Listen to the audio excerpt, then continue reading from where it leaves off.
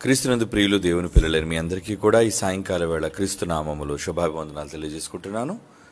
ఈరోజు ఒక ప్రత్యేకమైన అంశాన్ని బైబిల్ నుంచి మనం కలిసి పరిశీలించి తెలుసుకుందాం. అదే క్రైస్తవుల గృహప్రవేశం. ఈ గృహప్రవేశం అనగానే మీ అందరికీ తెలుసు, ఒక నూతన గృహాన్ని నిర్మించుకుని అందులో ఎంతో సంతోషంతో ఒక కుటుంబం లోనకి వెళ్ళి జీవనం చేయాలి అని అనుకోవటం అదొక కళ. ప్రతి ఒక్కరికి సొంత ఇల్లు ఉండాలి అని ప్రతి మనిషి భూమి మీద నివసించినప్పుడు వారు ఆశపడుతుంటారు. ఈరోజు ఎన్నో ప్రభుత్వాలు కూడా పేదవాని యొక్క సొంత ఇంటి కలను నెరవేర్చడానికి ఎన్నో హామీలను ఇస్తూ వాటిని నెరవేరుస్తూ ప్రతి వానికి సొంత స్థలము, సొంత ఇల్లు ఉండాలి అన్న ఒక ప్రణాళిక ప్రజలని ఏలే ప్రభుత్వాలు చేస్తున్నట్లుగా మనకు తెలుసు. కనుక భూమి మీద జీవిస్తున్న ప్రతి మనిషి అద్దె ఇంటిలో కంటే స్వగృహంలో, సొంత ఇంటిలో ఉండాలి అనుకోవటం ఎక్కువగా ఇష్టపడుతుంటాడు. అందును బట్టి అతనుకున్న వృత్తి లేదా జీవనాధారాన్ని బట్టి బ్యాంక్ లోన్ అప్లై చేసి, హౌసింగ్ లోన్ అంటారు దాన్ని, తాను రిటైర్ అయ్యే లోపు ఒక ఇంటిని నిర్మాణం చేసుకోవాలి అని తపన ప్రతి కుటుంబ యజమాని కలిగి ఉంటాడు. అలాగే విదేశాలకు వెళ్ళిన వాళ్ళు కూడా తమ సొంత దేశంలో తమకంటూ ఒక స్వగృహం ఉండాలి అని ఆశపడుతూ ఉంటారు. అయితే క్రైస్తవులుగా మరి మనం ఇటువంటి గృహప్రవేశాలు వీటిని గూర్చి మనం పండగలు, సంతోషాలు చేయటం ఎంతవరకు బైబిల్ను బట్టి సమంజసమైనది అని మనం ఈరోజు ఆలోచిద్దాం. భూమి మీద మనిషి జీవించే కాలం చిన్ని కాలం. ఈరోజు భారతదేశంలో మనిషి యొక్క సగటు ఆయుష్ కాలం 60 నుంచి 70 సంవత్సరాల వరకే. సగటు, యావరేజ్ అంటారు దాన్ని. ఈ చిన్ని జీవిత కాలంలో మనిషి తనకంటూ ఒక సుస్థిరమైన నివాసాన్ని ఏర్పాటు చేసుకోవాలి అని బహుగా తపన పడుతూ ఉంటాడు. సొంత ఇంటి కళ. ప్రతి మనిషికి సొంత ఇల్లు ఉండాలి అనే ఒక కోరిక. అందుకోసం ఎంతగానో శ్రమిస్తాడు, మొత్తానికి సాధిస్తాడు. తన కుటుంబంతో ఆ ఇంటిలోనికి ప్రవేశించాలి అంటాడు. ఆ ప్రవేశించే ఆ మంచి తరుణమే గృహప్రవేశం. దానికి ఆహ్వానాన్ని పలికి బంధుమిత్రులను అందరినీ ఆహ్వానించి తన కుటుంబ సమేతంగా ఆ గృహంలోనికి ప్రవేశించడం మనం చూస్తుంటాం. క్రైస్తవులైన వారు కూడా చాలామంది మరి గృహప్రవేశ కార్యక్రమాలు చేసుకుంటూ ఉంటారు. అయితే భూమి మీద మనం జీవించే ఈ కాలం ముగిసిన తరువాత మరో లోకానికి మనమంతా ప్రయాణం కావలసిన వారము అని దేవుని నమ్మిన వారుగా మీ అందరికీ తెలుసు. అంటే భూమి మీద సంపాదించినవి, భూమి మీద కట్టుకున్నవి, వీటన్నిటిని కూడా విడిచిపెట్టి వెళ్ళాలి అనే నిజం ప్రతి మనిషికి తెలుసు. కానీ ఉన్న జీవితకాలంలో సుఖంగా, ఇబ్బంది లేకుండా బ్రతకాలి అనే కోరిక మనిషికి ఉంటుంది. అయితే భూసంబంధమైన వాటికి సంబంధించింది కాదు బైబిల్. బైబిల్ అనగానే ఆత్మ సంబంధమైనది. ఆత్మ మరో లోకంలో జీవించే జీవితాన్ని గూర్చి చెప్పబడింది బైబిల్. లోకంలో బ్రతుకు కాలంలో ఏం సాధించాలి, ఏం సంపాదించాలి అనే విషయాలు బైబిల్లో ఉండవు. కానీ మనిషి మరణానంతరం ఎక్కడికి వెళతాడు, ఎక్కడ ఉంటాడు, దానికోసం మనిషి ఏం చేయాలి, ఇలాంటి విషయాలను గురించి బైబిల్లో ఎక్కువగా ప్రస్తావించబడి ఉన్నాయి. అయితే భూమి మీద మనం నివాసాలను ఏర్పాటు చేసుకుంటున్నాం కదా. ఈ నివాసాలు మనవా అంటే మనవి కావు. మనం విడిచి వెళ్ళిపోవాలి. మన తదనంతరం మన పిల్లలకి, వారు తదనంతరం వారి పిల్లలకి. ఇలా మనం సంపాదించిన గృహాలు వారి పేర్లు మారిపోతూ ఉంటాయి రిజిస్టర్ ఆఫీసులో. తండ్రి బ్రతుకున్నంతకాలం తండ్రి పేరు మీద ఉంటే, తండ్రి చనిపోయిన తర్వాత పిల్లల పేర్ల మీదకి వస్తే ఆ పిల్లలు బ్రతుకున్నంతకాలం ఆస్తులు వాళ్ళ పేర్ల మీద ఉండి తర్వాత వారు కాలం చెల్లిన తర్వాత వారి గర్భాన పుట్టిన పిల్లల పేర్ల మీదకి ఆస్తులు మరి మార్పు చెందటం అనేది మనం చూస్తూ ఉంటాం. అయితే పౌలు గారు దీనికి సంబంధించిన ఒక మంచి మాట ఆయన రాశారు. ఆ మాటను చదువుకొని మనం ముందుకు వెళదాం ప్రియులారా. ఏమంటున్నారు పౌలు గారు? పౌలు గారు ఎటువంటి మాటను హెచ్చరికగా మనకు రాశారు అనే విషయాన్ని మనం చూడగలిగితే, ముందుగా ఆయన మనల్ని హెచ్చరించారు. ఎలాంటి హెచ్చరిక చేశారు అంటే, భూమి మీద గృహాలు కట్టుకుని ఉండాలనుకునే వాళ్ళ కోసం పౌలు కొరింథీయులకు రాస్తున్న మొదటి పత్రిక 4వ అధ్యాయం 11వ వచనంలో ఆయన ఏమంటున్నారో చూద్దాం. పౌలు గారు కొరింథీయులకు రాస్తున్న మొదటి పత్రిక 4వ అధ్యాయం 11వ వచనం. ఈ గడియ వరకు ఆకలి దప్పులు గలవారము, దిగంబరులము, పిడిగుద్దులు తినుచున్నాము, నిలువరమైన నివాసము లేక ఉన్నాము. నిలువరమైన నివాసం అంటున్నాడు. మాకంటే ఇక్కడ ఏమి నివాసం లేదు. నిలువరమైన నివాసం అంటే నిలిచిపోయేది, సుస్థిరమైన నివాసము ఇక్కడ లేదు. అలా ఆయన పడుకోవడానికి ఆయన ఇల్లు లేదని కాదు అక్కడ ఉద్దేశం. అంటే మేము ఉండిపోవడానికి, శాశ్వత కాలం ఉండిపోవడానికి నివాసం మాకంటే ఇక్కడ ఏమీ లేదు. ఎందుకు మేము పిడిగుద్దులు తింటున్నాం, ఎందుకు మేము అవమానాలు అనుభవిస్తున్నాం, ఎందుకు శ్రమలు పాలు మేము అవుతున్నాము అంటే మరొక లోకాన్ని సంపాదించుకోవటం కోసం. కనుక నిలువరమైన నివాసం మాకు ఇక్కడ లేదు. ఇది పౌలు గారికి అర్థమైంది. అంటే భవిష్య జ్ఞానిగా, తన ఆత్మ భవిష్యత్తును ఎరిగిన వ్యక్తిగా ఆయన భూమి మీద నిలువరమైన నివాసాన్ని ఏర్పాటు చేసుకుందామన్న ఆలోచన ఆయనకి లేదండి. అంటే ఆయన గురి అంతా కూడా మరో లోకం, ఆ లోకంలో నివాసం, వాటి కోసమే, వాటి మీదనే ఆయన ఉంది. అలాగే పితరులను గురించి కూడా మనం ఆలోచించగలిగితే, చాలాసార్లు మనం చదువుకున్న మాట, మరి విశ్వాసులకు తండ్రి అయిన అబ్రహాము కానీ, ఆయన కుమారులైన ఇస్సాకు, యాకోబులు కానీ, వారు భూమి మీద పరదేశులుగా, యాత్రికులుగా ఎందుకు వాళ్ళు బ్రతికారు అంటే దానికి కారణం గ్రంథకర్త రాస్తూ హెబ్రీ పత్రికలో ఏమంటున్నారో చూద్దాం. 11వ అధ్యాయం 9వ వచనం నుంచి, హెబ్రీ పత్రిక 11వ అధ్యాయం 9వ వచనం నుంచి, విశ్వాసమును బట్టి అబ్రహామును, ఆ అబ్రహాముతో ఆ వాగ్దానమునకు సమాన వారసులైన ఇస్సాకు, యాకోబు అనువారును గుడారములలో నివసించుచు. అంటే తాత్కాలికమైన నివాసాలను ఇక్కడ ఏర్పాటు చేసుకొని అన్యుల దేశములో ఉన్నట్లుగా వాగ్దాత దేశముల్లో పరవాసులైరి. పరాయి దేశంలో ఉన్నట్లుగా వాళ్ళు ఉన్నారు. ఎందుకంటే దేవుడు దేనికి శిల్పియు నిర్మాణకుడనై ఉన్నాడో పునాదులు గల ఆ పట్టణము కొరకు అబ్రహాము ఎదురు చూచుచుండెను. పునాదులు కలిగిన ఒక పట్టణం అంటే సుస్థిరమైన, నిలువరమైన నివాసం ఇది కాదు. భూమి మనకి తాత్కాలికమైనది, మనకి ట్రాన్సిట్ అంటారు దాన్ని. ట్రాన్సిట్ అంటే మన ప్రయాణంలో మనం కొద్ది కాలం, కొద్ది రోజులు గడిపే స్థలమే ట్రాన్సిట్ ప్లేస్ అంటారు. అంటే కేవలం మన ప్రయాణంలో మనం గడిపే కొద్ది రోజులు లేదా కొద్ది గంటలు, అలాంటిది భూమి. కనుక భూమి మీద వాళ్ళు ఎలా ఉన్నారట? దేవుడు దేనికి శిల్పి నిర్మాణకుడై ఉన్నాడో ఆ పునాదులు గల పట్టణం కొరకు అబ్రహాము ఎదురు చూచుచుండెను. 16వ వచనంలో అంటున్నారు, అయితే వారు మరి శ్రేష్టమైన దేశమును అనగా పరలోక సంబంధమైన దేశమును కోరుచున్నారు. వారు ఏం కోరుకున్నారటండి? పరలోక సంబంధమైన దేశము. అయితే తాను వారి దేవుడిని అనిపించుకున్నట్టుకు దేవుడు వారిని గురించి సిగ్గుపడడు. ఎలా అనగా ఆయన వారి కొరకు ఒక పట్టణమును సిద్ధపరిచి ఉన్నాడు. దేవుడు ఏం చేశారట? వారి కోసం ఒక పట్టణాన్ని సిద్ధం చేశారటండి.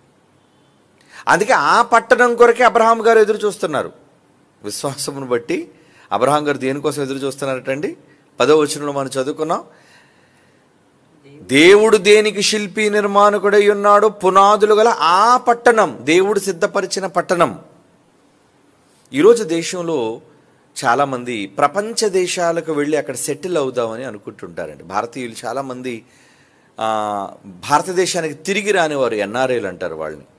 భారతదేశంలో పుట్టి ఇతర దేశాల్లో తమ నివాసాలను ఏర్పాటు చేసుకున్న వాళ్ళు ఎందరో ఉన్నారు. ఉత్తర అమెరికాలోను, దక్షిణ అమెరికాలోను, ఆస్ట్రేలియాలోను, ఏమండి, అలాగే యూరోప్లోను, ఇలా ప్రపంచ దేశాల్లో, ముఖ్యంగా అగ్రరాజ్యాలలో, సంపన్న దేశాలలో తమ నివాసాలను ఏర్పాటు చేసుకున్న వాళ్ళు ఉన్నారు.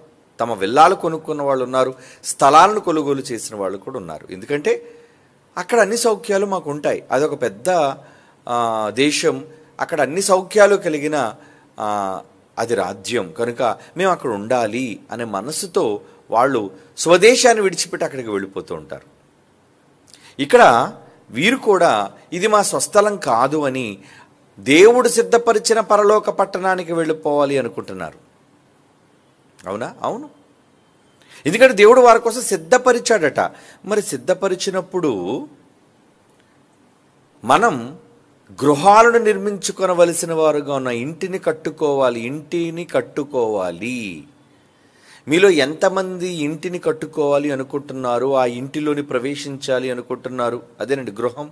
ఆ గృహంలోనికి ప్రవేశం, గృహప్రవేశం జరగాలి మనందరికీ. మనందరం కూడా గృహప్రవేశం కోసం ఎదురు చూస్తున్నాం. ఇంతకీ ఎక్కడుంది ఆ గృహం? ఏంటి ఆ గృహం అంటే, భూమి మీద మనిషి జీవించడానికి ఈ దేహాన్ని దేవుడు నివసించడానికి ఒక గృహంగా ఇచ్చాడు. ఈ దేహం దేవుడు నివసించడానికి ఒక ఆలయం, మన ఆత్మ జీవించడానికి ఒక నివాస స్థలం. అది భూమి మీద జీవించే బ్రతుకు కాలం మాత్రమే చెల్లుతుంది. మరి మట్టిలోనికి వెళ్ళిపోయిన తర్వాత శిథిలమైపోతుంది. మరి శిథిలమైన తర్వాత ఏం కావాలి? ఎల్లప్పుడూ జీవించే నివాసం అనేది మనకి కావాలి. మరి ఆ నివాసం ఎక్కడుందో దేవుడు చెప్తున్నాడు. చూడండి, కొరింథీయులకు రాస్తున్న 2వ పత్రికలోని 5వ అధ్యాయం, కొరింథీయులకు రాస్తున్న 2వ పత్రికలోని 5వ అధ్యాయం 1వ వచనం నుంచి చదివితే అక్కడ దేవుడు ఏమంటున్నారో చూడండి. భూమి మీద మన గుడారమైన ఈ నివాసం, ఇది కూడా ఒక నివాసం. అంటే ఈ దేహం కూడా ఒక గృహం లాంటిది, ఒక ఇల్లు లాంటిది. ఎందుకంటే మనమే ఆయన ఇల్లు అని మీరు చదువుకున్నారు. ఈ ఇల్లు తాత్కాలికమైన ఇల్లు, ఇది సొంత ఇల్లు కాదు మంది.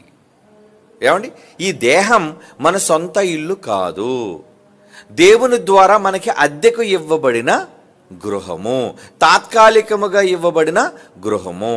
మరి గృహాన్ని ఏం చేయాలి? ఒకరోజు ఖాళీ చేసేయాలి. ఏమండి, అద్దెంట్లోకి దిగిన తర్వాత ఇది మన ఇల్లు అనుకోవడానికి లేదు కదండి.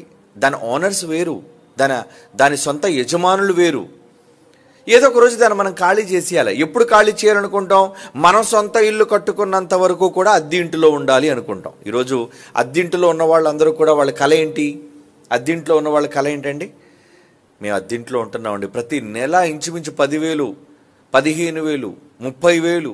ఏమంటే పెద్ద పెద్ద మెట్రోపాలిటన్ సిటీస్లో అయితే అండి ఒక 2 బెడ్రూమ్ ఫ్లాట్ అనేది ఒక 25 నుంచి 30-35,000 వరకు మరి అద్దెతో ఇవ్వబడుతుంది, అద్దెకు. మరి అలాంటిది బ్యాంకుకి మేము కట్టుకుంటే సొంత ఇల్లు మేము కట్టుకోవచ్చు అనే ఒక మంచి ఉద్దేశంతో వాళ్ళు తమ సొంత ఇంటి కలను సాకారం చేసుకున్నంత వరకు కూడా అద్దె ఇంటిలో ఉంటూ ఉంటారు. కానీ అది వాళ్ళ సొంత ఇల్లు కాదు, వాళ్ళు విడిచిపెట్టి వెళ్ళిపోలేదు ఒకరోజు. అలాగే భూమి మీద ఉన్న ఈ దేహం కూడా మనం తాత్కాలికంగా నివసించడానికి ఇవ్వబడిన ఒక గృహం. ఈ గృహంలోనికి మనం ప్రవేశించాం. ఎవరిచ్చారు ఈ గృహాన్ని మనకి? దేవుడే కట్టి తల్లి గర్భంలో ఈ నివాసాన్ని, ఈ ఇంటిని మనకిచ్చాడు. అవునా? ఇంటిలో మనం ఉంటాం. ఎంతకాలం ఉంటాం? మహా అయితే 70-80, అంతే కదండి. ఆఫ్టర్ 80 చెప్పలేం ఎప్పుడు వెళ్ళిపోతాము.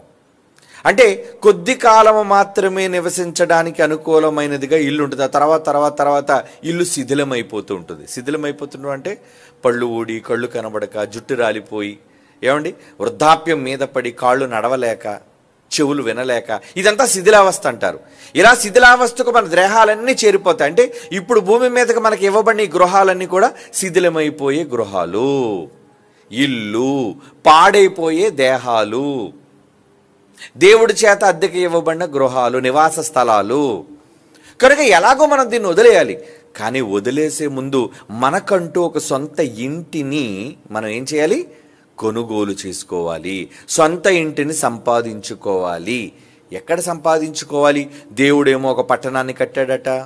ఇందాక హెబ్రీ పత్రికలో మనం చదువుకున్నట్లుగా భూమి మీద వాళ్ళ గుడారాలలో ఉంటున్న ఈ నివాస స్థలాన్ని విడిచిన తరువాత మేము సొంత ఇంటికి వెళ్ళిపోవాలి, దేవుడు దేనికి శిల్పి నిర్మాణకుడుగా ఉన్నాడు, ఆ ఇంటికి మేము వెళ్ళిపోవాలి అనే ఆలోచనతో మన పితరులైన వాళ్ళందరూ కూడా భూమి మీద బ్రతికారు. మరి వారిని ఆదర్శంగా మనం తీసుకొని ఈ గృహాలను విడిచిపెట్టి, అంటే ఈ దేహాలను మనం భూమి మీద విడిచిపెట్టి, అద్దెకి ఇవ్వబడినవి తాత్కాలికమైనవి, వీటిని విడిచిపెట్టి సొంత ఇంటిలోనికి మనం ఎగిరిపోవాలి. మరి సొంత ఇల్లు ఎలా వస్తుంది? ఏం చేస్తే మనం సొంత ఇంటిని సంపాదించగలం? యేసుప్రభు వారు ఒక మాట అన్నారు వెళ్ళిపోయే ముందు. యోహాను సువార్త 14వ అధ్యాయంలో ఆయన వెళుతూ ఏం మాట్లాడారో ఒక మాట చూద్దామా? 14వ అధ్యాయం 2వ వచనం. యోహాను సువార్త 14వ అధ్యాయం 2వ వచనం.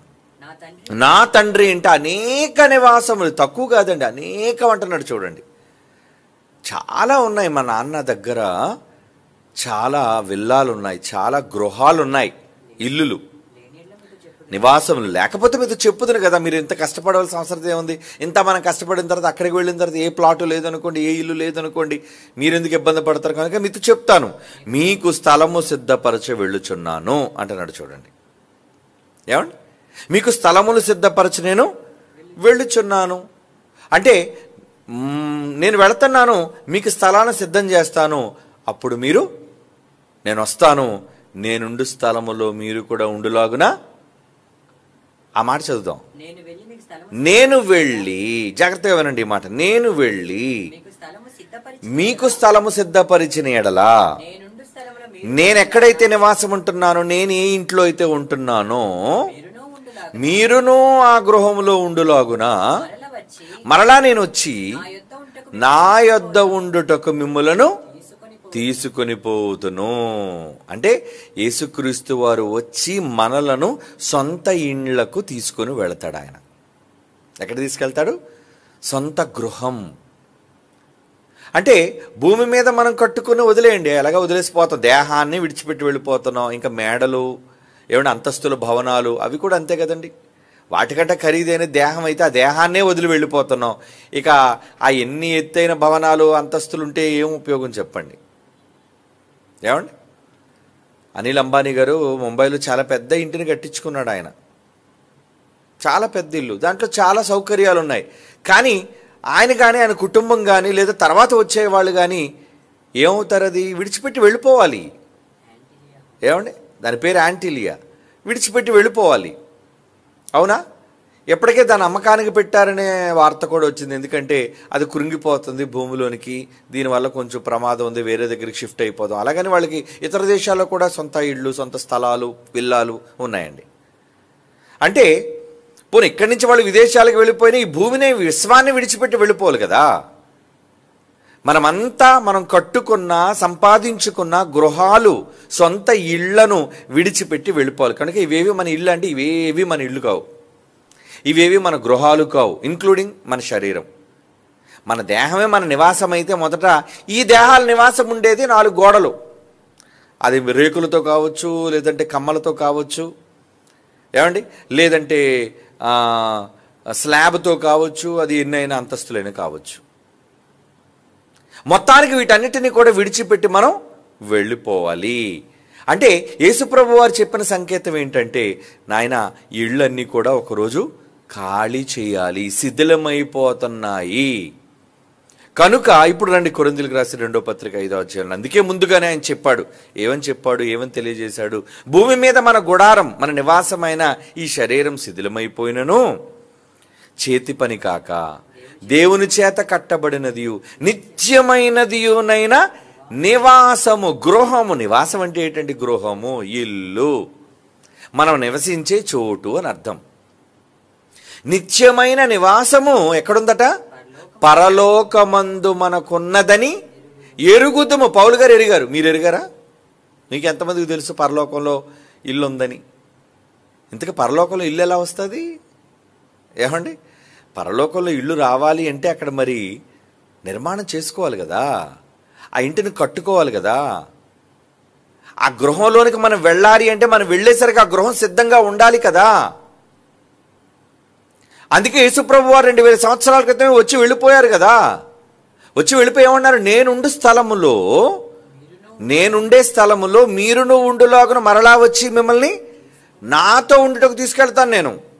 అంటే యేసు ప్రభు వారు వచ్చే లోపు మన ఇల్లు రెడీ అయిపోవాలి, రెడీ చేసుకోవాలి మనం. అవునా? రెడీ ఎలా చేసుకోవాలి మరి మనం? మన ఇళ్లను ఎలా రెడీ చేసుకోవాలి? ఇక్కడ భూమి మీద ఉంటుండగా అక్కడ ఆ లోకంలో దేవుడు నియమించిన పట్టణంలో మనం ఎలా నిర్మాణం చేసుకోవాలి? భూమి మీద ఉన్న ఆ ఇళ్ల నిర్మాణం కోసం బ్యాంకుల దగ్గరికి వెళ్తున్నాం, లోన్లు తీసుకుంటున్నాం, ఇంజనీర్ దగ్గరికి వెళ్తున్నాం, ప్లాన్ గీయిస్తున్నాం, డబ్బులు పెట్టుబడిగా పెడుతున్నాం, ఓ భవనాలు అంతస్తు మీద అంతస్తు, అంతస్తు మీద అంతస్తు వేసి కడుతున్నాం. ఓకే, మరి పరలోకంలో మన నివాసాన్ని మనం వెళ్ళిపోవాలి కదా. అదే కదా సుస్థిరమైన నివాసం. ఎందుకంటే భూమి మీద నిలువరమైన నివాసం మనకి ఇక్కడ లేదు అని పౌలు గారు చెప్పేశారు. మనం ఇక్కడ స్థిరంగా ఉండలేము, ఉండాలి అనుకున్నా ఉండము. కనుక వెళ్ళిపోయే లోకంలో మన కోసం ఒక పెద్ద నివాసాన్ని, గొప్ప నివాసాన్ని కట్టుకోవాలి. కాబట్టి మరి ఆ నివాసాన్ని కట్టుకోవాలి అంటే ఏం చేయాలి? తిమోతి గారికి రాస్తున్న మొదటి పత్రిక 6వ అధ్యాయం అని ఏమంటున్నారు చూడండి. పౌలు గారు తిమోతి గారికి రాస్తున్న మొదటి పత్రిక 6వ అధ్యాయం 17వ వచనం. కొరింథీయులకు రాసిన మొదటి పత్రిక 6వ అధ్యాయం 17వ వచనం. ఇహమందు ధనవంతులైన వారు గర్విష్ఠులు కాక అస్థిరమైన ధనమందు నమ్మకం ఉంచగా సుఖముగా అనుభవించుటకు సమస్తమును ధారాళముగా దయచే దేవుని యందు నమ్మిక. ముందు దేవుడు నమ్మండి, తర్వాత వారు వాస్తవమైన జీవమును సంపాదించుకునే నిమిత్తము, అంటే పరలోకంలో ఆ పట్టణంలో ఇల్లు ఒకవాడు మీరు కట్టుకోవాలి అనుకుంటే, ఆ ఇంటిని మీరు సంపాదించుకోవాలి అనుకుంటే ఏమంటున్నాడండి? రాబో కాలమునకు మంచి పునాది వేసుకునేవారు. పునాది అంటున్నాడు చూడండి. పునాది ఏంటి? పునాది దేనికి వేస్తారు? ఇంటికి కదా. ఇంటికైనా పునాది వేస్తారు. అంటే పరలోకంలో మీ ఇంటికి పునాది పడాలి. దేవుడు కట్టించిన ఆ పట్టణంలో యేసు ప్రభుతో పాటు మీ నివాసం, మీ గృహం ఉండాలి అంటే మరి గృహ ప్రవేశానికి ముందు ఏం చేయాలి? ముందు పునాది వేయాలి కదా. గృహాన్ని కట్టాలంటే ఏం చేయాలి? పునాది వేసే కదా, దాని మీద ఇల్లు కడతారు కదా ఎవరైనా సరే. అందుకేమన్నాడు? వాస్తవమైన జీవమును సంపాదించుకునే నిమిత్తము రాబో కాలం, భూమి మీద ఉన్న కాలం కాదు, చనిపోయిన తర్వాత ఆత్మ వెళ్ళబోయే ఆ కాలమునకు మంచి పునాది అంటున్నాడు చూడండి. పునాది, ఆ పదం పునాది అని ఎందుకన్నాడంటే అక్కడ ఇల్లు కట్టుకోవాలి, అక్కడ మీరు గృహాన్ని నిర్మాణం చేసుకోవాలి. అవునా? వారు పునాది తమ కొరకు వేసుకొనుచు, అంటే రాబో కాలంలో మంచి పునాది వేసుకొనుచు మేలు చేయువారును. అక్కడ పునాది పడాలంటే ఏం చేయాలి? మేలు చేయువారును, సత్క్రియలు అన్న ధనము గలవారును, ఔదార్యము గలవారును, తమ ధనములో ఇతరులకు పాలిచ్చువారునై ఉండవలనని వారికి ఆజ్ఞాపించము. ఎందుకు ఆజ్ఞాపిస్తారండి? ఇక్కడ ఆజ్ఞగా చెప్పాలా? అవును, మరి పరలోకంలో గృహాన్ని కట్టుకోవాలి అంటే ఇక్కడ ఆజ్ఞది. లేదంటే చచ్చాక మనం అక్కడ ఏ ఇల్లు నివాసం లేకుండా వీధిని పడతాం మనం. ఏమంటే ఇల్లు లేకపోతే ఏమవుతామండి? ఎండకి, వానకి, గాలికి నీ కుటుంబం రోడ్డున పడతారా? కనుక మన కుటుంబం అంతా సౌఖ్యంగా ఉండాలి అంటే, మనం సౌఖ్యంగా ఉండాలి అంటే మనకంటూ ఒక గృహం కావాలి. మరి గృహంకి పునాది పడాలి. మీరెక్కడుంటుండగానే పరలోకంలో పునాది వేసుకునే అవకాశాన్ని దేవుడిచ్చేశాడు. మరి అక్కడ పునాది పడి అక్కడ నిర్మాణం సాగాలి అంటే ఏం చేయాలని చెబుతున్నాడండి? రాబో కాలమునకు మంచి పునాది తమ కొరకు పునాది అంటున్నాడు చూడండి. తమ కొరకు వేసుకుని వారును, మేలు చేయువారు. మంచిని చేస్తున్నారు మీరు, మేలు మేలు మేలు. పొరుగువానికి, దేవునికి మంచిని మీరు చేయగలుగుతున్నారా? అలా చేస్తే మీకు పునాది పడుతుంది అక్కడ. మేలు చేయువారును, ఔదార్యము గలవారును. ఔదార్యం అంటే అండి ఇవ్వటం. నిజంగా ఈరోజు మనం మోదవలసలో స్థలం కొంటున్నాము అనగానే ఎంతమంది పిల్లలండి, చిన్నవాళ్ళు మొదలుకొని పెద్దవాళ్ళ వరకు ఎన్ని లక్షల రూపాయలు ఇంచుమించు ఈరోజు మన లెక్క ఒక 70 లక్షల వరకు చేరుతుందండి. అలాగా అంటే 1 కోటి రూపాయలకు దరిదాపులుగా వెళుతున్నారు ఈ సహాయాలు. దేనికి ఇచ్చారు మీరు? ఎవరి కోసం ఇచ్చారు మీరు? ఏమండి? అక్కడ భూమి మీద ఉన్న స్థలాన్ని కొనడానికని మీరు అనుకుంటున్నారేమో. కాదు, అది దైవ కార్యార్థమై అయితే ఇక్కడ మీరు ఇచ్చిన పెట్టుబడి పరలోకంలో మీ కొరకు స్థలాన్ని దేవుడు కేటాయించాడు యేసు ప్రభు ద్వారా. ఆయన చెప్పాడు కదా, నా తండ్రి ఇంటి అనేక నివాసములు కలవని. అక్కడ పునాది పడుతుంది. ఇక్కడ మీరు పెట్టుబడి పెట్టడం వలన అక్కడ పునాది పడుతుంది. అదే అంటున్నాడు, ఔదార్యము గలవారును, తమ ధనములలో ఇతరులకు పాలిచ్చువారునై ఉండవలని ఆజ్ఞాపించుము. మీ ధనంలో ఇతరులకు ఏమైనా పాలిస్తున్నారా? సేవకులకి ఏమైనా సహాయం చేస్తున్నారా? ఇతరులకు పాలివ్వటం అంటే అక్కడ మీకు నిర్మాణం జరగాలి అంటే పరుల కోసం, దైవ సేవకుల కోసం మీ కష్టాన్ని ఇచ్చేవారై ఉండాలి. ఏమండి, సేవకులుగా మాకు పంపించేవాళ్ళు ఎప్పుడూ పంపించేవాళ్ళు వాళ్ళే పంపుతుంటారండి. అప్పుడు నేను అనుకుంటుంటాను, వెరీ గుడ్, వీళ్ళందరూ పంపుతున్నారంటే వీళ్ళ కోసం స్థలాలు, ఇళ్ళు సిద్ధపడిపోతున్నాయి. ఇదిగో ప్రభు సేవ కోసం వీళ్ళంతా త్యాగాలు చేస్తున్నారు. ఏమంటే ఉదయం మనం చూసాం కదా, ఎన్నో పండ్లు పంపిణీ చేశారు, ఎన్నో మందులు పంపిణీ చేశారు, ఎన్నో సహాయక కార్యక్రమాలు చేస్తున్నారు. అవన్నీ ఏంటి? సత్క్రియలు, మేలులు. ఇలాంటి మంచి కార్యక్రమాలు చేస్తే వాళ్ళ కోసం నేనేమనుకోవడం తెలుసా? అయితే వీళ్ళ కోసం పరలోకంలో ఒక అద్భుతమైన నివాసం సిద్ధమవుతుంది. ఇటువంటి కార్యక్రమాలు చేయటం వల్ల పరలోకంలో మీకంటూ ఒక గృహం, స్వగృహం, సొంత గృహం, ఎవడు ఖాళీ చేయించలేని గృహం, శాశ్వత కాలం మీరు బ్రతికే గృహం, ఈ గృహం పరలోకంలో మీకు సిద్ధమవుతుంది. అలా మీరే సిద్ధం చేసుకోవాలి మీ క్రియలతో. మీకు ఇల్లు సిద్ధం కావాలి అంటే భూమి మీద మీరు దేవుని కొరకు పనులు చెయ్యాలి. మేలు చేయవారు, ఔదార్యం గలవారు, సత్క్రియలను ధనము గలవారును, మీ సహాయం, మీ ధనములో ఇతరులకు పాలిచ్చువారుగా ఎవరైతే ఉంటారో వాళ్ళకే ఇళ్ల నిర్మాణం జరుగుతుంది. సొంత ఇల్లు. అవునండి, సొంత ఇల్లు నిర్మాణం దేవుడు చేసేస్తున్నాడు అక్కడ. మీరు చనిపోయి యేసుప్రభు వచ్చి తీసుకుని వెళ్ళేసరికి నిజంగా మీ దానిని చూచి మీరు ఆశ్చర్యపోతారు. ఏంటి, నేనైనా కట్టుకున్నా, నాదేనా ఇది? ప్రభు చూపిస్తారు, ఇదిగో ఈ భవనం అంతా నీదే, ఇక్కడ అన్ని సౌకర్యాలు ఉన్నాయి, దేనికి నువ్వు అడగవలసిన పని లేదు, దేనికి ఇది లేదని నువ్వు అనుకోవడానికి వీల్లేదు. అద్భుతమైన నివాసం నీకోసం ఇగో పరలోకంలో ఏర్పాటు చేసుకున్నావు నాయన, నువ్వు వెళ్ళు, అందులో ప్రవేశించు, వెళ్ళు, నీ నూతన గృహంలోనికి ప్రవేశించు అని యేసుక్రీస్తు వారు ఆ మాట అనాలి అంటే ఏం చేయాలి? భూమి మీద మీరు పునాది వెయ్యాలి. మత్తయి సువార్తలో చెబుతూ ఆయన ఎక్కడ ఇల్లు కట్టువాడు జ్ఞానవంతుడు అన్నాడు? ఒక ఉపమానం చెబుతూ ఇద్దరి కోసం చెప్పాడు. ఒకడేమో బండ మీద కడుతున్నాడట, ఒకడేమో ఇసుకలో కడుతున్నాడట. ఏమండి, బండ మీద కట్టువాడిని గురించి ఏమన్నాడు?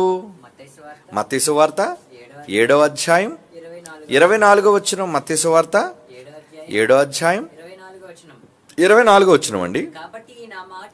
కాబట్టి నా మాటలు విని, అది ఇప్పుడు విన్నారు ఈ మాటలు, ఈ మాటలు విని అంటే గృహప్రవేశం గూర్చి ఈ మాటలన్నీ దేవుడు మీకు నేర్పిస్తున్నాడు నా ద్వారా, బైబిల్లో రాసినవి. ఈ మాటలు విని వాటి ప్రకారము చేయువాడు బండ మీద తన ఇల్లు కట్టుకును బుద్ధిమంతుడు పోలియుండును. అంటే very intelligent boy, very intelligent guy, very good, చాలా తెలివైన వాళ్ళండి మీరు. ఎక్కడ కడుతున్నారు ఇల్లు? బండ మీద. అంటే బండ మీద ఇల్లు కడితే ఎలా ఉంటుందో తెలుసా అండి? Very strong. కిందనంతా రాయి కదండి, రాయి కాబట్టి మీ నివాసం స్ట్రాంగ్గా ఉంటుంది, శాశ్వత కాలం ఉంటుంది అని రూపకాలంకారంగా చెప్తున్నాడు ఆయన. అంటే ఆయన చెప్పిన మాటలకి ఈరోజు మనం చదువుతున్న ఈ పాఠానికి ఎంత అన్యోన్య సంబంధం ఉందో చూసారా? ఈయన మాటలు విని అంటున్నాడు, వాటి చొప్పున చేయువాడు. చేస్తారా మీరు? ఈరోజు విన్న పాఠంలోని మాటల ప్రకారంగా ఎందరైతే చేస్తారో అయితే ఇల్లు కట్టుకుంటారు మీరు. చదవండి ఆ మాట. ఈ నా మాటలు విని వాటి చొప్పున చేయు ప్రతివాడు బండ మీద తన ఇల్లు కట్టుకుని వారిని పోలియుండును. బుద్ధిమంతుడాడు. చాలా బుద్ధిమంతులు మీరు, జ్ఞానవంతులు, తెలివైన వాళ్ళు అవుతారు మీరు. వాన వచ్చినా, వరదలు వచ్చినా, గాలి విసిర ఇంటి మీద కొట్టినా కానీ ఆ ఇంటికి ఏమీ అవ్వదు. కానీ రెండోడు ఉన్నాడట, వాడెవడు? ఈయన మాటలు విని ఎవరైతే ఈ మాటలు చొప్పున చెయ్యరో, ఎక్కడికంటే ఇసుక మీద ఇల్లు కట్టిన బుద్ధిహీనుడు. ఇసుకలో ఇల్లు కడితే ఏమవుతాడంటాడు? ఏమండి, ఇసుక అంటే లూజ్ కదండి, లూజ్ సాయిల్, కింద రాయి ఉండదు, అంతా కూడా ఇసుక నేల. అక్కడ దాని మీద కట్టేవాడు బుద్ధిహీనుడు. వాన వచ్చి వరదలుగానే వస్తే ఆ భూమిలోనున్న అవన్నీ కృంగిపోయే పరిస్థితులు ఉన్నాయి. అప్పుడు అది కూలబడెను, దాని పాటు చాలా గొప్పది కనుక భూమి మీద ఇల్లు కట్టుకోవాలనుకునేవాళ్ళు ఎక్కడ దుబాయ్లో మీకు పామ్ జూమ్ ఏరియాలో మీకు కావాలా ఏమండి పామ్ ఐలాండ్లో మీకు కావాలా ఏంటి విల్లా ప్రపంచంలో చాలామంది కొనుక్కున్నారు హాలీవుడ్ సినీ యాక్టర్లు ఏమంటే మన షారూఖ్ ఖాన్ కూడా బాలీవుడ్ యాక్టర్ కూడా అక్కడ కొనుక్కున్నాడండి అంటే విదేశాలలో గొప్ప గొప్ప పట్టణాలలో మాకంటూ ఒక నివాసం ఉంది అక్కడికి వెళ్తే మేము వెళ్ళిపోతామండి మా విల్లాకి వెళ్ళిపోతామండి మేము ఎంతకాలం ఉంటావు విల్లాలో నువ్వు ఉన్నంతకాలం అవునా ఎల్లకాలం నువ్వు అక్కడ ఉండవుగా అలాంటిది కాదు పరలోకం అలాంటిది కాదు పరలోకంలోని గృహం అక్కడికి నువ్వు ప్రవేశించాలి అది ఒరిజినల్ గృహ ప్రవేశం ఏది గృహ ప్రవేశం అందుకే పాట రాస్తున్నానండి రాసేసాను ఈ సంవత్సరం కొత్త పాట ఇందురు గాని 2025లో ఏమండి నువ్వేమో పాలు పొంగిస్తున్నావు పొయ్యి వెలిగిస్తున్నావు అవునా కొత్త ఇంటి కోసం ఈ భూగ్రహం నీ గృహమా ఏమండి అసలు ఈ భూగ్రహమే నీ గృహం కాదయ్యా దీన్ని విడిచిపెట్టి వెళ్ళిపోవాలయ్యా ఎక్కడ పాలు పొంగాలి ఎక్కడ పొయ్యి వెలగాలి ఎక్కడ ఏ గృహంలోనికి నువ్వు ప్రవేశించాలి అన్నదే ఆ పాట సారాంశం నువ్వు గృహప్రవేశం ఏది ఎక్కడికి వెళ్తున్నావు ఏది నీ ఇల్లేది నువ్వు తర్వాత వెళ్ళబోయి ఉండడానికి నువ్వు కట్టుకొని ఇల్లేది యేసు ప్రభు వారు భూమి మీదకి వచ్చారు భూమి మీదకి వచ్చి ఏమన్నారు ప్రభువా మీరు ఎక్కడ కాపురం ఉంటున్నారు చెప్పండి మీ అడ్రస్ చెప్పండి నాకు అని ఎవడు అడిగితే శిష్యుడు యేసు ప్రభు అంతే ఏమన్నాడు అయ్యో మత్తయి సువార్త 8వ అధ్యాయం 19వ వచనం మత్తయి సువార్త 8వ అధ్యాయం 19వ వచనం ఏమన్నాడు చూడండి ఒక శాస్త్రి వచ్చి బోధకుడా నువ్వు ఎక్కడికి వెళ్ళిన నీ వెంట వస్తాను నేను అని అన్నప్పుడు యేసు అంటున్నాడు నాతో వస్తావేంటయ్యా నక్కలకైతే బొరియలున్నాయి ఆకాశంలో ఎగిరే పక్షులకైతే వాటి గూళ్ళున్నాయి కానీ మనుష్య కుమారుడైన నాకు తలవాల్చుకొనుటకు అసలు స్థలమే లేదు ఎందుకంటే భూమి మీద స్థలం లేదు అంటే భూమి మీద స్థలం కలిగిన వాడు తెలివైనడా బుద్ధిహీనుడా మీరంటారు భూమి మీద స్థలం కలిగిన వాడు బుద్ధిమంతుడని కానీ బైబిల్ అంటుంది పరలోకంలో స్థలం కలిగిన వాడు బుద్ధిమంతుడు జాన్సన్ గారు మంచి పాట మాట్లాడారు కదండి ఏంటి పరలోకంలో నీ స్థలం ఎంత ఏమండి పరలోకంలో నీ స్థలం దేవుడు ఏర్పాటు చేసిన నీ స్థలం మరి స్థలం ఉంటే సరిపోతా స్థలంలో నిర్మాణం ఇల్లు గృహం ఆ గృహంలోనికి ప్రవేశం ఏమండి ఆ గృహంలోనికి నువ్వు వెళ్ళవా వెళ్ళాలి అంటే ఏం చేయాలి భూమి మీద అదే మీరు వింటున్నారు ఇప్పుడు ఇక్కడ ఉంటుండగానే అక్కడ ఇల్లు కట్టించుకొని ఆ ఇంటిలోనికి ప్రవేశించడానికి అన్ని ఏర్పాట్లు ఏమండి ఇంట్లోకి ఎప్పుడు గృహప్రవేశం ఎప్పుడు చేస్తాం చెప్పండి ఏమిటి బాత్రూమ్ కట్టకుండా ఎవడైనా ఇంట్లోకి వెళ్ళిపోతాడా బెడ్రూమ్ లేకుండా ఎవడైనా ఇంట్లోకి వెళ్ళిపోతాడా గృహంలోకి ప్రవేశిస్తాడా గృహప్రవేశం అనేసరికి టోటల్ కంప్లీట్ అయిపోద్ది ఇల్లు బాగా వినండి అవునా గృహప్రవేశం ఎప్పుడు చేస్తారు చెప్పండి ఇంటిలో సర్వ వసతులు సిద్ధమైన తరువాత ఇంక్లూడింగ్ లైటింగ్ ఫ్యాన్స్ ఫ్లోరింగ్ అలాగే ఇంటిలో ఉన్న వస్తువులు సోఫాలు మంచాలు ఏమంటే అన్నీ ఇది లేదు అని అనిపించుకోకుండా ఇల్లంతా శుభ్రంగా ఏమంటే ఇంద్రభవనంలా సిద్ధం చేసుకొని అప్పుడు ఒక ముహూర్తాన్ని పెట్టుకొని ఎర్ర రెబ్బను కడతారు అప్పుడు ప్రముఖులు పిలుస్తారు లేదంటే మీ పెద్దలు పిలుస్తారు లేదంటే మీరే ఆ ఇంటిని రిబ్బన్ కట్ చేస్తారు కత్తిరి పట్టుకొని ఏం కట్ చేస్తారు అదే గృహప్రవేశము కొత్త ఇల్లు వెళ్ళిపోతున్నాం కొత్త ఇంట్లోకి ఇక మాకు అద్దె పెడతలేదు ఎందుకంటే అద్దెకున్నాం అనుకోండి ప్రతి చిన్న మేకు కొడితే కింద నుంచి ఓనర్ వచ్చేస్తాడు పక్కనగా ఉన్నాడు ఏంటంటే శబ్దం వచ్చింది ఏంటి ఏమండి మేకు కొట్టామండి ఫోటో పెట్టుకోండి ఏమండి మీరు ఇలా మేకలే కొట్టడానికి వీల్లేదండి మీరు మేకులు కొట్టకూడదా అంటే ఫోటోలు పెట్టుకోకూడదా అవును మరి ఎందుకంటే వాడు రూల్ ఇల్లు ఆడిది ఏం చేస్తాం మీరు ఎలా మేకలు కొట్టేసి తీసేసి పోతాయంటే తర్వాత ఇంటికి వచ్చినోడు అద్దెకి వచ్చినోడు చూసి ఏంటో ఈ కన్నాలని మేము పుచ్చుకోవాలా అంటాడు కొంతమంది అలాంటి వాళ్ళు తెలుసా అండి అంటే టెనెంట్స్ అంటే అద్దెకునే వాళ్ళు ఓనర్స్తో ఎంత తలపోటు అంటే ప్రతిదీ ఇబ్బందే పైనుంచి శబ్దాలు వచ్చాయనుకోండి ఇంటి ఓనర్ ఫోన్ చేస్తాడు ఏంటండి పైనుంచి గెంతుతున్నారండి శబ్దాలు వస్తున్నాయి ఏంటండి మేము పడుకోవద్దా ఏమంటామండి ఇల్లు వాడిది ఏమనంటే మీకు నచ్చలేదు ఇంటికి బయటికి వెళ్ళిపోండి అంటాడు. బయటికి వెళ్ళిపోతే ఎక్కడికి వెళ్ళిపోతాం? సామాన్లతో, పిల్లలతో. ఈరోజు అద్దెకు కాపురం ఉంటున్న వాళ్ళందరికీ తెలుసు ఆ బాధలేంటో. అద్దె ఇంటిలో కాపురం అన్న వాళ్ళకి తెలుసు ఆ ఇబ్బందులేంటో. ఎందుకంటే ప్రతి దానికి వాళ్ళతో ఇబ్బంది, అన్నిటికీ సర్దుకుపోవాలి, వాళ్ళు ఏమన్నా సరే వినాలి. ఎందుకంటే పెద్ద పెద్ద పట్టణాల్లో అయితే ఇల్లులు దొరకడం కష్టం అండి. అది మనం అనుకున్న జాబ్ దగ్గర, లేదంటే మన పని దగ్గరగా ఇల్లు దొరకాలి కదా. మరి కొంతమంది అయితే బోర్డు పెడతారు, ఇందులో వెజిటేరియన్స్ ఓన్లీ, అంటే మాంసం తిన్నోడు మా గదిలోకి, మా ఇంట్లోకి రాకూడదు, నియమాలు. మరి కొంతమంది బోర్డులు పెడతారు, క్రిస్టియన్స్కి అద్దెకి ఇవ్వబడదు. అవునా కాదా? క్రైస్తవులని సరికి ఇల్లు అద్దెకిస్తారా? ఇవ్వరు. అంటే ఎంత సమస్య, సొంత ఇల్లు లేకపోవడం ఎంత ఇబ్బంది. అద్దె ఇంట్లో ఉంటే అన్ని ఇబ్బందులేనండి. అందుకే ఇవన్నీ పడి పడి పడి ఏమనుకుంటారు, చా ఏదో ఒకటి చేసైనా, లోను పెట్టైనా సరే, ఏమండి ఏమంటారు బ్యాంక్ నుంచి అప్పు తెచ్చైనా సరే సొంత ఇల్లు మాత్రం కట్టేసుకోవాలండి. లేదంటే ఒక అపార్ట్మెంట్లోకైనా వెళ్ళిపోవాలండి. సొంతది, నాది అనుకున్న దాంట్లోకి వెళ్ళిపోవాలి. ఎంత దూరం ఆలోచించావు? మంచిదే.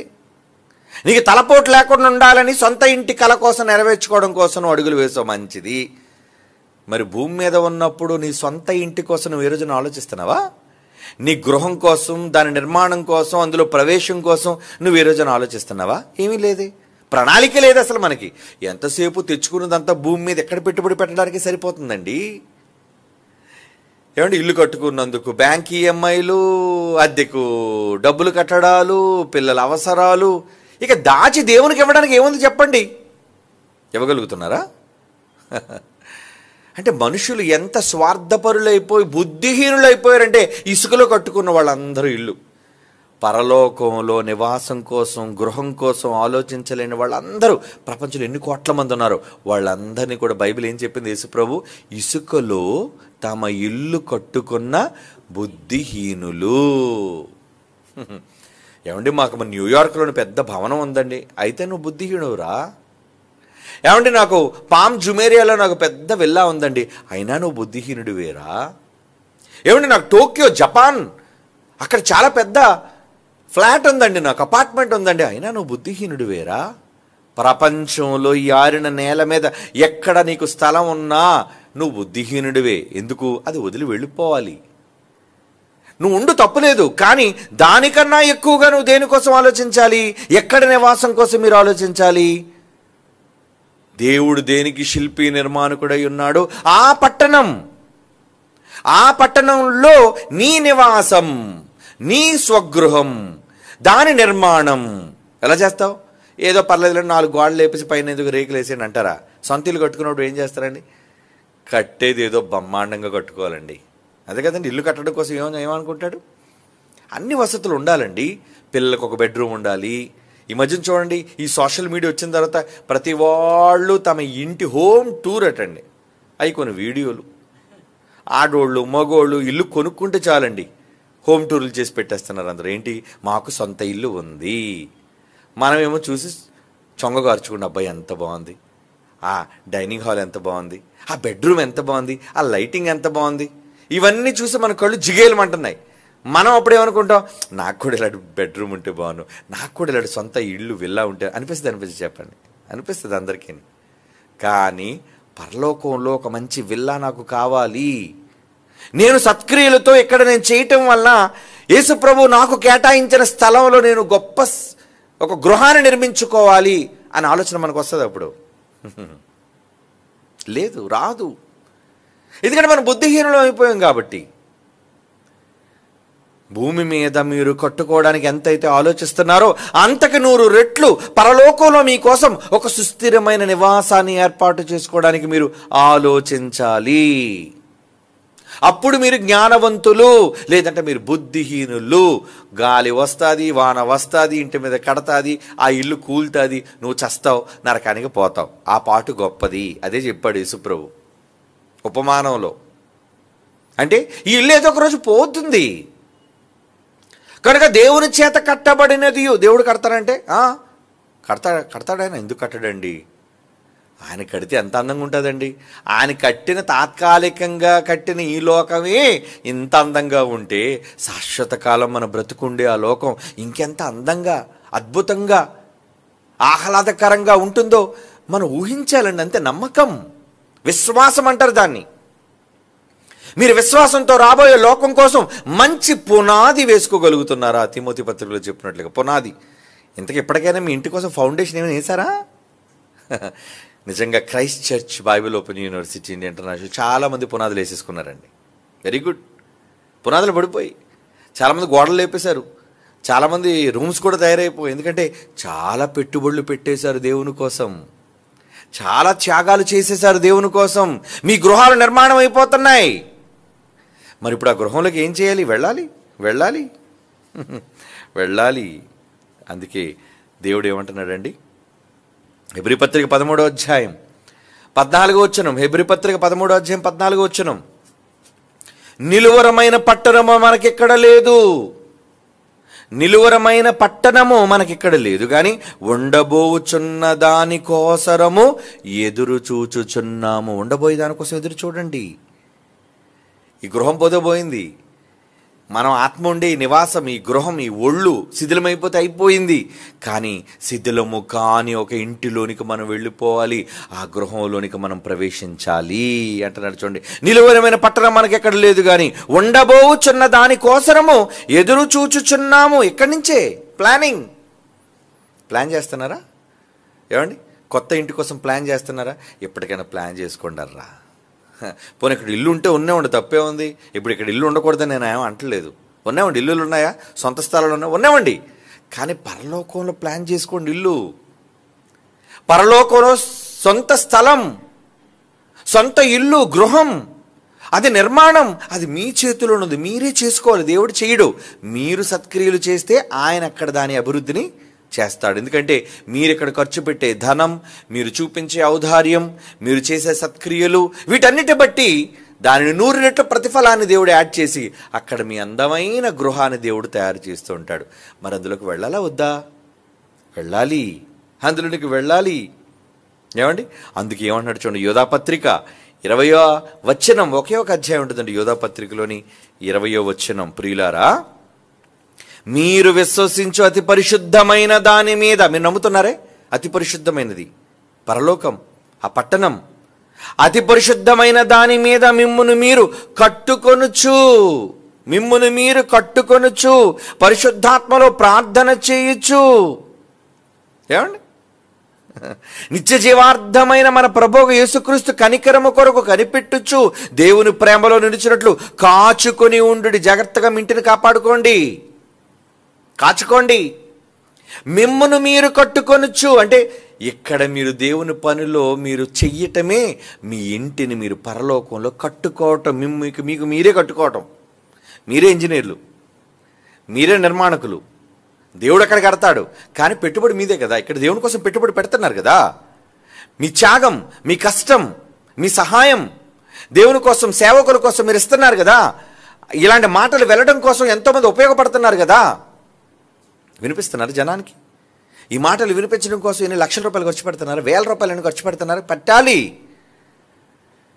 ఏమండి, ఊరకనే ఉన్నారనుకుంటారా? ఎన్ని సభలండి, ఎన్ని కార్యక్రమాలండి, ఎందుకు చేస్తున్నారు కన్వీనర్స్గా వాళ్ళందరూ ఆలోచించండి. వాళ్ళకి ఏం అవసరం అండి సభలు పెట్టకపోతే? ఏమండి, ఎలక్షన్ కోడ్ రావడం వల్ల ఈ 2-3 నెలలు నేను ఖాళీ అయిపోయానండి. ఎందుకంటే ఎలక్షన్ కోడ్లో మీటింగ్స్కి పర్మిషన్ ఉండదు అని, పబ్లిక్ గ్యాదరింగ్స్కి అంతరాయం కలుగుతుందని. మొత్తం ఇంచుమించు 16 మీటింగ్స్ అవన్నీ కూడా ఈ మార్చ్, ఏప్రిల్, మే నెలలో మీటింగ్స్ అన్ని నవంబర్కి పోస్ట్పోన్ చేస్తామండి. నవంబర్ తర్వాత, అలాగే జనవరి సెమినార్ తర్వాత. వాళ్ళందరూ ఎందుకు పెట్టాలి? నన్ను ఎందుకు పిలవాలి? నేను ఎందుకు వెళ్ళాలి? చెప్పండి. అనేక మందికి మాటలు చెప్పి తమ్మును తాము కట్టుకొని ఒక మహాలోకంలో తమ గృహప్రవేశం జరగాలి. వెళ్ళరా ఇంట్లోకి? వీధిలో ఉంటారా? ఏదైనా సొంత ఇల్లు అనేది ఒకటి ఉంటుంది కదండి. ఏదైనా ఒక ఇల్లు ఉందంటే నాది ఒక ఇల్లు. ఏమంటే మనకు సొంత ఇల్లు ఉంటే లోన కూర్చొని గంజైనా తాగి బతకొచ్చండి అంటారు చాలామంది. అంతే కదండి, ఆకలితో ఉండొచ్చు. అదే అద్దెంట్లో ఎంతకాలం ఉంటారు? నెల అయ్యేసరికి వాడు వచ్చేస్తాడు, అద్దేది అని. ఏమండి, అద్దె కట్టాలా వద్దా? పాపం చాలామంది డబ్బులు లేక అద్దెలు కూడా ఎగ్గొట్టేస్తుంటారండి. ఏమండి, ఇంటి ఓనర్ వచ్చేసరికి తాళం వేసేసి లోపల ఉంటారు, అందరూ బయటికి వెళ్ళిపోతుంటారండి. అంటే వాడి వల్ల కలిగే ఇబ్బందులు, నష్టాలు.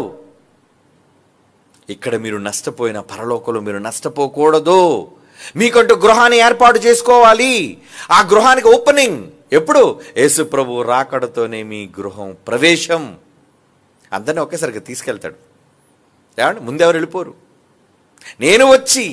నేను ఉండు స్థలములో మీరును ఉండులాగున మరలా వచ్చి మిమ్మల్ని అందరినీ కూడా నాతో ఉండడానికి తీసుకువెళ్ళిపోతాను.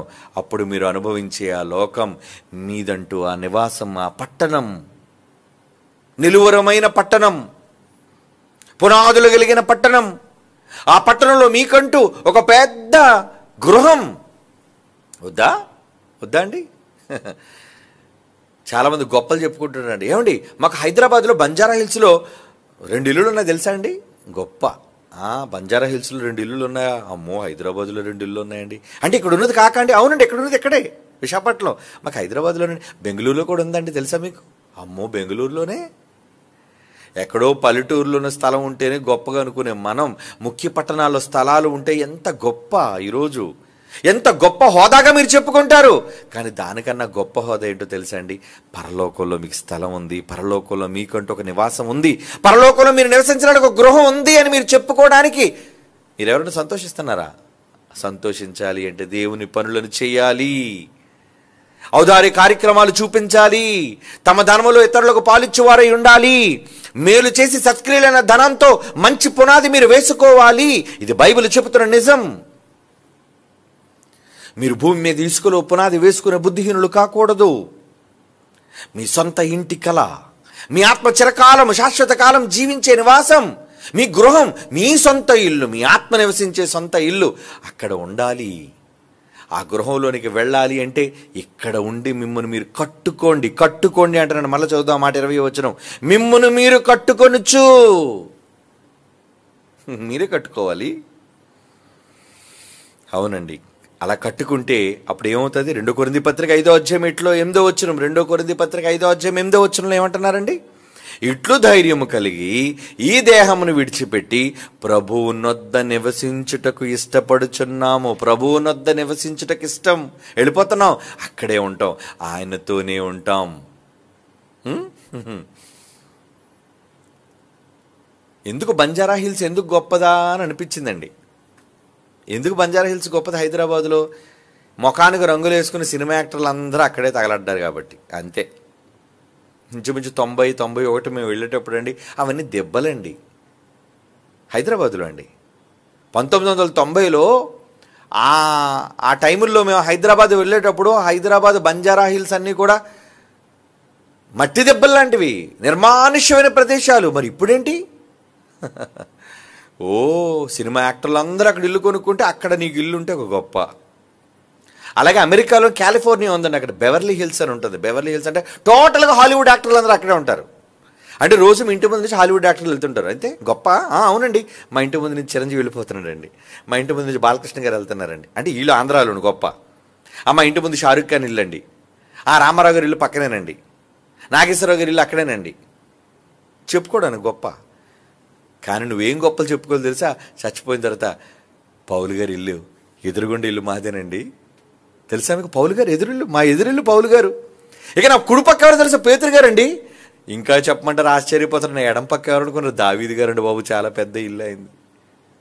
నా కొంచెం ఆ వీధి చివరికి వెళ్తాడు అబ్రహాం గారిదండి బాబు, చాలా పెద్ద భవనం అయింది. ఇలా మీరు చెప్పుకుంటారా? ఇలా చెప్పుకోవడానికి ఇష్టపడతారా? మాకేం అవసరం లేదండి, చూడలేదు చేయలేదు, ఇవన్నీ ఎందుకండి గొప్పలు? పనికిరాని మనుష్యుల కోసం, వాళ్ళ ఉన్న ప్రాంతాల కోసం గొప్పలు చెప్పుకుని ఈ లోకం దేవుని యందు భయభక్తులు కలిగిన విశ్వాసులు ఆ పట్టణంలో నివాసాన్ని ఏర్పాటు చేసుకుని గృహాలు ఉంటారు. అందరూ కలిసి మూకుమ్మడిగా హాల్లో ఉన్నట్టు ఉండరు అక్కడ. అంటే కరోనా తర్వాత ఏమో తుఫాన్లు ఇటువంటి విపత్తులు వచ్చినప్పుడు అందరినీ మేకల మందలా తీసుకెళ్ళి పెద్ద గదిలో పడేస్తారండి. ఒరే అందరూ ఎక్కడే ఉండంటారు, అక్కడే అందరికీ భోజనాలు, అక్కడే అందరికీ పడకలు. అలా ఉండదు పరలోకం మనకి. ఏమండి? మూకుమ్మడిగా మందలా తీసుకెళ్ళి అందరూ వెళ్ళిపోతారు, హాల్లో ఉండంటారు అండు. ఎవరికి వారికి సొంత గృహాలు, ఆ గృహాలలో ఎన్నో సౌకర్యాలు. ఏంటండి ఇల్లు మెరిసిపోతుంది? ఎవరిది ఇల్లు ఎంత అద్భుతంగా ఉంది, దగదగలు ఆడిపోతుంది. ఏంటండి? స్టెఫెన్ గారిదండి, పీక తెగిపోయిందండి, అయింది, ప్రాణం పోయిందండి, రాళ్లతో కొట్టి ప్రాణం పోగొట్టుకున్నాడండి దేవుని కోసం. అవునండి, అందుకేనే ఎంత గొప్పగా ఉంది భవనం. ఆహా, కళ్ళు చెదిరిపోతున్నాయండి. అంతే కదండి. దేవుని కోసం ఎక్కువగా భయభక్తులు కలిగి జీవించిన వాళ్ళు, త్యాగాలు చేసిన వాళ్ళు, తమ ప్రాణాలని పణంగా పెట్టిన వాళ్ళు, వాళ్ళ గృహాలు దగదగా మెరిసిపోతుంటాయి. అక్కడ ప్రకటన గ్రంథంలో రూపకాలంకారంగా చెప్పాడు కదా, వజ్రఖచ్చితమైన నవరత్నాలతో పొదిగిన రకరకాల మెరుపులతో, హంగులతో, జస్ట్ వర్ణించాడంతే. అది మీకు అర్థమయ్యే భాష. భూమి మీద రంగురాళ్ళు ఉన్నాయి కాబట్టి, ఆ రంగురాళ్ళు మీకు గొప్ప కాబట్టి, ఆ బంగారం, రంగురాళ్ళు ఇవన్నీ చెప్పాడు. కానీ దానికి మించి అది కాదు, ఇంకా దానికి మించుందా లోకం. అలాంటి గొప్ప భక్తులు, దైవజనులు దగ్గర మీ నివాసం ఉందని చెప్పుకోవడానికి ఇప్పుడు మీరు సిద్ధపడుతున్నారా? ఏది మీ ఇల్లు? ఎక్కడ మీ గృహం? ఆ లోకంలో మీరు కట్టుకొని భూమి మీద కన్ను ముయ్యక ముందే, చచ్చిపోక ముందే మీరు ఇల్లు కట్టుకోగలరు. చచ్చాక ఇంక నో అవకాశం. ఏమంటే ఒక అంతస్తు మాత్రం వేశానండి, ఈ లోపు చచ్చిపోయానండి అంటే మరి ఇంకంతా ఒక అంతస్తు ఇక పరలోకంలో. అవును, మరి చచ్చిపోయి ఎందుకు చచ్చిపోయావంటే విపరీతంగా తిండి తినేసేవాడిని అండి. భక్తుడివే, కానీ ఏం ప్రయోజనం? పంచదార తినేయటం, ఉప్పు తినేయటం, ఒళ్ళు దాచుకోకుండా, దేవుని కోసం భద్రం లేకుండా నువ్వు తినేసి సేవ చేసావు. చచ్చిపోతే ఏమవుతావు అంటే నువ్వు బ్రతకవలసిన నీ ఆయుష్ కాలాన్ని తగ్గించుకొని ముందుగా పోయావు కదా, నీ కాలానికి ముందుగా నువ్వు వెళ్ళిపోతున్నావు. అప్పుడు నీ పని కూడా కుంటిపడిపోయింది. అంటే ఇప్పుడు మీ ఆరోగ్యం విషయంలో ఎంత శ్రద్ధ తీసుకోవాలి చెప్పండి? మీరు 10 కాలాల పాటు జాగ్రత్తగా ఆరోగ్యాన్ని కాపాడుకొని, దాచుకొని, ఎక్కువ పని చేసుకొని మన ఇల్లు బాగా కట్టుకోవాలి. అక్కడ అదండి తెలివైన వాళ్ళు చేసే పని.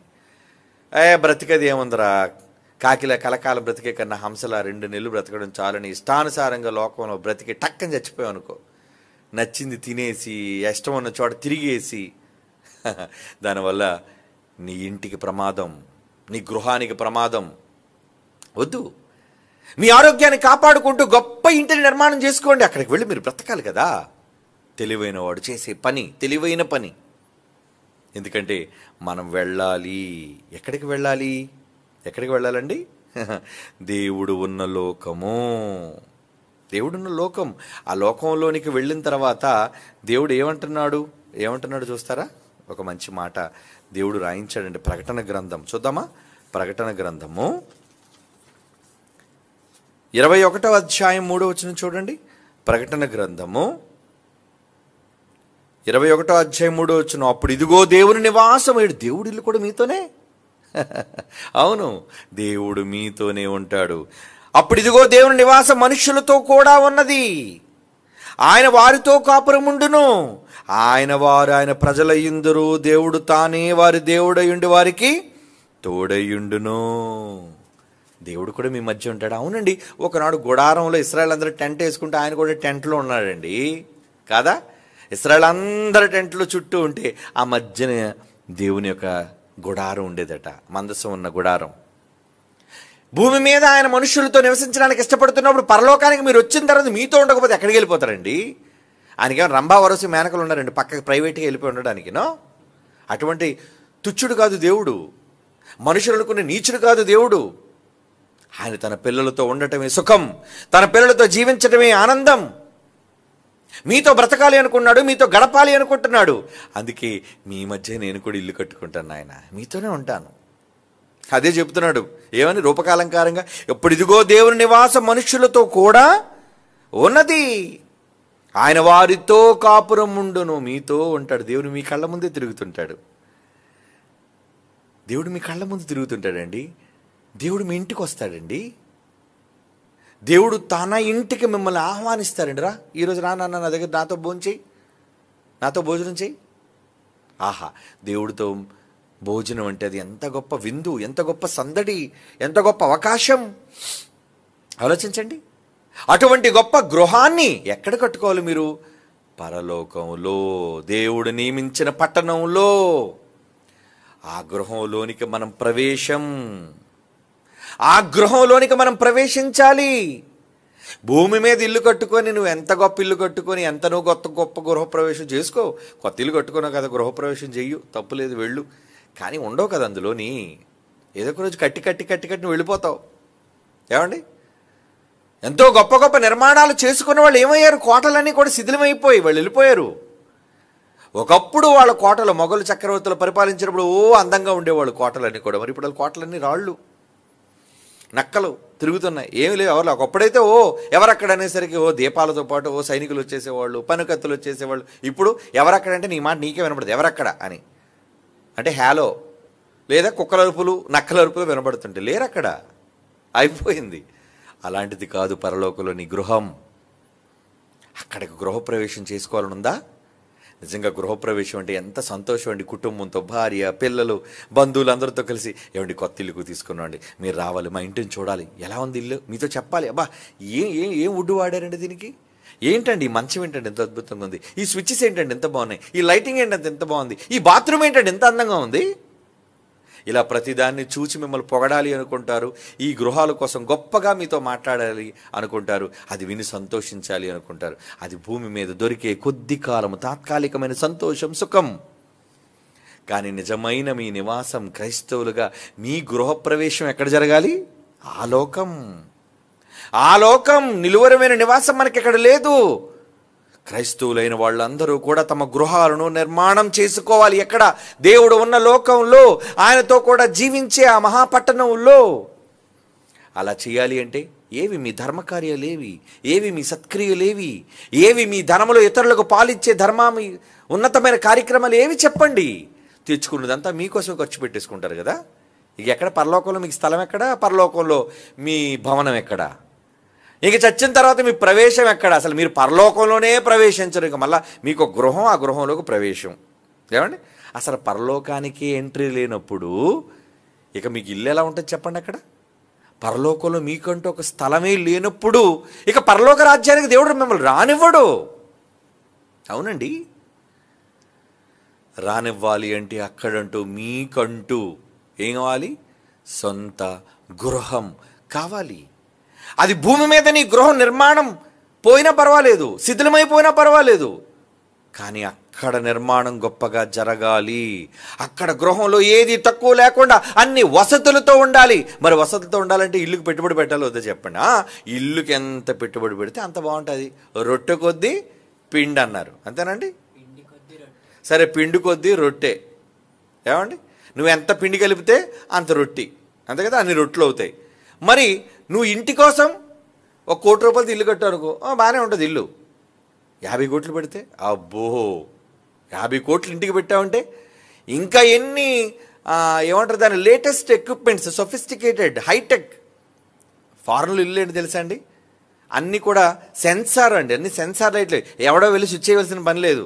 ఎవడన్నా రాత్రిపూట అలా వచ్చాడు అనుకోండి, లైట్లు ఆటోమేటిక్గా వెలిగిపోతాయి. అలిక్కిడైతే ఒక కుక్క వెళ్ళినా, ఒక పాము వెళ్ళినా, ఏ అలికిడికి జరిగినా, శబ్దం వచ్చినా ఆటోమేటిక్ టకటక లైట్లని వెళ్ళిపోతాయి, బయట లైట్లన్నీ. అంతేగాని మనం ఎవరో తలుపు కొట్టిన తర్వాత శబ్దం వచ్చిన తర్వాత మనం లేచి అది మనకు వినబడితే బయట లైట్ వేసి ఎవరక్కడ అని అడగవలసిన పని లేదండి. అంటే అటువంటి ఎక్విప్మెంట్ భూమి మీద మనుషులే వాడుకున్న విజ్ఞానంతో ఎంత గొప్ప ఇళ్లను, విల్లాలను, సెక్యూరిటీ సిస్టమ్స్ అంతా కూడా బటన్ సిస్టమ్ లేదా ఫింగర్ ప్రింట్. ఒకప్పుడు తాళాలు, కప్పలు ఇవన్నీ ఉండేవండి, ఇప్పుడేం లేవు కదండి. అంతా కూడా మెషినరీ సిస్టంతో, నీ వేలుముద్రలతో ఓపెనింగ్, నీ కంటి రెటీనాతో ఓపెనింగ్. ఇక్కడే మనిషి ఇంత గొప్పగా ఇంటిని నిర్మాణం చేసుకుంటే పరలోకంలో వీటన్నిటికీ మించినదండి. అది అంతకు మించి ఎక్కువ, చాలా గొప్పది, మన ఊహకే అందనిది. అంత గొప్ప గృహాలను మీరు అక్కడ సిద్ధం చేసుకోవాలి అంటే మీరు ఇప్పుడు ఏం చేయాలి? పెట్టుబడి. అదే అంటున్నాను నేను. మీరు ఎంత పెట్టుబడి పెడితే మీరు అక్కడికి వెళ్ళిన తర్వాత అంత గొప్ప గృహాన్ని అందులోనికి మీరు ప్రవేశిస్తారు. మీరు పెట్టే పెట్టుబడే అక్కడ మీ ఇల్లు అందంగా తయారవుతుంది. ఎక్కడ మీరు పెట్టుబడి పెట్టడానికి కక్కుర్తి పడ్డారో ఏదో ఉంటుంది ఇల్లు, అంతే. చెప్పాను కదా, వారి పడిన కష్టాన్ని బట్టే వారి ఇంటి యొక్క ప్రతిభ, వారి ఇంటి యొక్క గొప్పతనం కనబడుతుంది మనకి. కనుక మీ ఇల్లు ఎలా ఉండాలనుకుంటున్నారు చెప్పండి? గొప్పగా ఉండాలండి మన ఇల్లు అంటే గొప్పగా ఉండాలి. అబ్బా ఏంటి ఎంత అందంగా ఉంది ఇల్లు, ఎవరిదండి ఇల్లు అని అనుకోవాలి. అలా ఉండాలి అంటే పెట్టుబడి. అలా పెట్టుబడి మీ క్రియలే పెట్టుబడి, మీ కష్టమే పెట్టుబడి, మీ త్యాగమే పెట్టుబడి భూమి మీద. దేవుడు చెప్పాడు సులువు. కనుక అక్కడ గృహంలోనికి ప్రవేశించడానికి ఎంతమంది సిద్ధపడుతున్నారు చెప్పండి? దేవుడే తన గుడారాన్ని నీ మీద కప్పును. అందులో ఉండడానికి ఇష్టపడుతున్నారా? అవునా? అవును. చివరికి ఒక మాట చదువు ముగించుకుందాం. యోహాను సువార్త 17వ అధ్యాయం 24. యోహాను సువార్త 17:24, తండ్రి నేను ఎక్కడ ఉందునో అక్కడ నీవు నాకు అనుగ్రహించిన వారును నాతో కూడా ఉండవలెనని నీవు నాకు అనుగ్రహించిన నా మహిమను వారు చూడవలనని కోరుచున్నాను. ఏమండి, యేసుప్రభు కోరిక ఎలా ఉందట? చూడు ప్రభువా, నన్ను ప్రేమించిన వాళ్ళు, నేను కావాలనుకున్న వాళ్ళు నాతో పాటు ఉండాలి. అంటే మనం యేసుప్రభుని నమ్మిన వాళ్ళం కదండి, మనమంతా యేసుప్రభుని కావాలనుకున్న వాళ్ళం కదండి. మనమంతా ఆయన చుట్టూ ఉండాలని కోరుకున్నాడట. తండ్రి నేను ఎక్కడ ఉందనో, ఎక్కడ ఉంటాడు ఆయన? పాతాళంలో ఉంటాడు ఏంటి? ఆయన నరకంలో ఉంటాడా? కాదు కదా. స్వర్గం, మహాలోకం, పట్టణం. తండ్రి నేను ఎక్కడ ఉందనో అక్కడ నీవు నాకు అనుగ్రహించిన వారును నాతో కూడా ఉండవలెనని నీవు నాకు అనుగ్రహించిన నా మహిమ, నా గొప్పతనం. ఆయన అందరి ఇల్లు కన్నా గొప్ప ఇల్లు ఎవరిది అవుతుందండి? యేసుప్రభుదే కదండి. త్యాగం చేశాడు. నంబర్ 1, ఆయన చేసిన త్యాగం, ఆయన పడిన కష్టం, ఆయన తీసుకున్న బాధ, ఆయనకు మించిన వాళ్ళు ఎవరు లేరండి. ఆయన మహిమను చూడాలట. ఏంటి ఆయన భవనం? నీవు నాకు అనుగ్రహించిన నా మహిమను వారు చూడవలనని కోరుచున్నాను. జగత్తు పునాది వేయబడక మునిపే నీవు నన్ను ప్రేమించితివి. యేసుప్రభు కోరుకుంటున్నాడు. కనుక మీరు నిజంగా యేసుప్రభుతో పాటు ఉండాలి అని అనుకుంటున్నారా? అయితే మీ గృహప్రవేశానికి సిద్ధం చేసుకోండి. గృహాల కోసం సిద్ధమవ్వండి, గృహప్రవేశాల కోసం సిద్ధమవ్వండి. ఆ గృహాల నిర్మాణం కోసం భూమి మీద ఊపిరి ఉన్నప్పుడే కమాన్ సిద్ధపడి గొప్ప గొప్ప గృహాలు నిర్మాణం చేసుకోండి. ఆ మహాలోకంలో, దేవుడున్న ఆ పట్టణంలో అప్పుడు ఆయన గుడారం మీ మీద ఉంటుంది, దేవుని నివాసం మీతో ఉంటుంది, ఆయన కుమారుడు మీతో ఉంటాడు, పరిశుద్ధాత్ముడు మీతో ఉంటాడు, దేవుడే మీతో ఉంటాడు. మనమంతా దేవునితో సదాకాలము ఉందుము అంటాడు. అందుకే సదాకాలం, ఎల్లకాలం అలా శాశ్వత కాలం జీవించే గృహాల కోసం వేగిరపడండి. కళ్ళు మూసుకొని ప్రార్థన చేసుకుందాం. పరిశుద్ధుడైన తండ్రి దేవా, ఎన్నో అద్భుతమైన విషయాలను భూమి మీద బ్రతికుంటుండగానే మీ కుమారుని ద్వారా మాకు నేర్పించారు. విన్న మేము అవిశ్వాసులము కాక చూడక నమ్మే తరంలో ఉన్నాం కనుక మమ్మల్ని ఆదరించండి. మా విశ్వాసాన్ని స్థిరపరచండి, బలపరచండి. మేము ఆ మహాలోకంలో మా కొరకు గొప్ప గృహాలను నిర్మాణం చేసుకునే జ్ఞానాన్ని, కష్టాన్ని, మేము త్యాగం చేసే పనులు చేయగలిగే సమర్థతను మీరు మాకు అనుగ్రహించవలసిందిగా ప్రార్థిస్తూ, మీతో పాటు సదాకాలం ఉండే యోగ్యత, అర్హత మాకు, మా కుటుంబాలకు దయచేయవలసిందిగా ప్రార్థిస్తూ, యేసుక్రీస్తు వారి శ్రేష్టమైన నామములో ఈ ప్రార్థన మీకు సమర్పించుచున్నాము తండ్రి. ఆమేన్.